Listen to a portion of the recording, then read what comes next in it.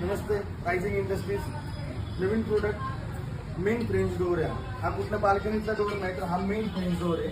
Main French door मध्ये आपण BRICS design घेतलेली आहे। 10 mm चे ब्राईट बार आहे। ब्राईट बार मध्ये आपण ब्रिक्स डिझाईन मध्ये फुल रंग वेल्डिंग मारली, त्याची मला स्ट्रेंथ चांगली आहे। दुसरी गोष्ट बोथ साईड लॉक घेतलेला आहे, हे दोन्ही बाजूने ऑपरेट करू शकतो। म्हणजे घरातून बाहेर जाताना आपण ह्या टाईपमध्ये लॉक लावून आपण याला रेग्युलर लॉक पण लावू शकतो। आहे याची कन्सेप्ट आहे, त्याला आपण हँडल दिलेले आहे आणि पण पूर्ण ओपन होणार 360 ह्या डोअरवरती जातो। त्याच्यानंतरचा पार्ट आपण ह्याला लुब्रिकेशन हिंजेस कव्हर केले। जवळ एक मिनिट दाखवा, आपण ह्याला लुब्रिकेशन हिंजेस वापरलेले आहेत। लुब्रिकेशन हिंजेसचा पर्पज असा आहे की आपण ऑइल ड्रॉप टाकून ह्याला हे हिंजेस ऑपरेट करू शकतो। त्याच्यानंतर हे ब्रिक्स बार मध्ये आपण ह्याला फुल रंग वेल्डिंग मारलेली आहे। ह्याचा पर्पज असा आहे, ह्याला स्ट्रेंथ आणि ताकद चांगली की आता जवळपास माझं वजन 70-75 किलो तरी सुद्धा ह्याला ताकद तेवढी स्ट्रेंथ आणि तेवढीच ताकद आहे। त्याच्यामुळे सेफ्टी पर्पजसाठी एकदम व्यवस्थित आहे। तसेच आपण आतमधलं पण लॉक पट्टी दिलेली आहे, आतमधून पण लॉक पट्टी आणि रेग्युलर लॉक आपण लावू शकतो याला। त्याच्यानंतरचा पार्ट ह्याचे ब्रेक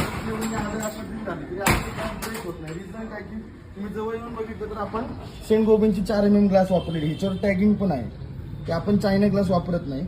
त्याच्यानंतरचा पार्ट आपण काय केलेलं, आपलं जे रबर बिडिंग आहे ते rubber beading black EPDM series rubber beading वापरलेलं आहे की ऊन वारा पाऊस म्हणजे या कंडिशनला पण इथं आपल्याला हे जे आहे ते क्लिअर पीव्हीसी वापरलं तर तो येल्लोइश पडतो किंवा ब्लॅक पीव्हीसी काही झाल्यानंतर त्याचा कचऱ्याचा रबर होऊन जातो।